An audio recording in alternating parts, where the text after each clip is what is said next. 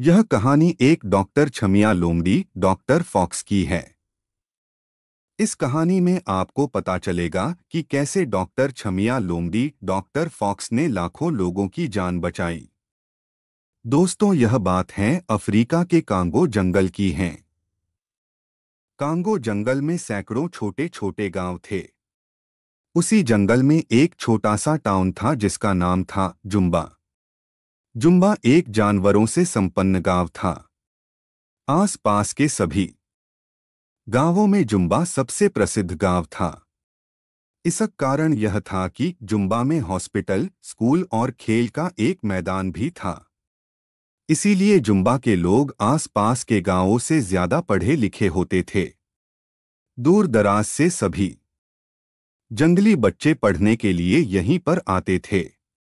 अगर किसी को कोई बीमारी हो जाती तो इलाज के लिए सीधे छमिया ताई के पास आते।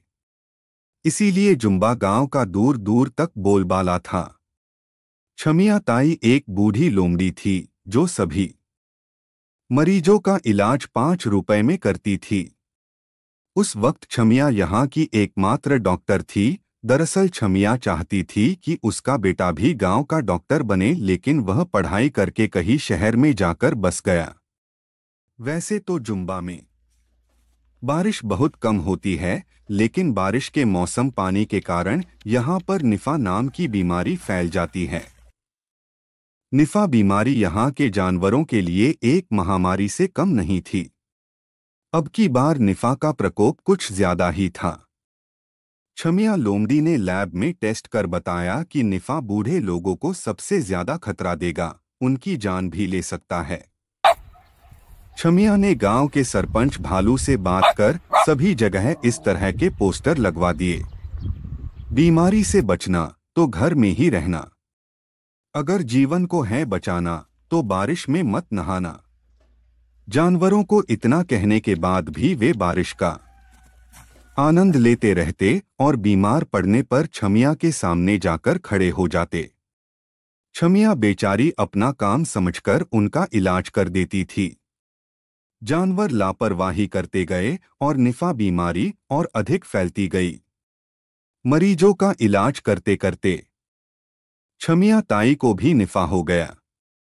छमिया ताई ने मरीज की तरह बिस्तर पकड़ लिया। अब पूरे गांव में इलाज करने वाला दूसरा कोई नहीं था। बीमारी अधिक फैलती गई और लोग को मरने की संख्या भी काफी बढ़ चुकी थी। छमिया को इस बात का बहुत दुख था कि अब वह किसी का इलाज नहीं कर सकती हैं। लेकिन छमिया से रहा न गया और उसने वैक्सीन बनाने का फैसला किया। अगले दिन छमिया ने सरपंच भालू से कहकर एक मीटिंग बुलवाई। छमिया ने कहा कि मैं बहुत जल्द इस बीमारी की वैक्सीन बनाने वाली हूं।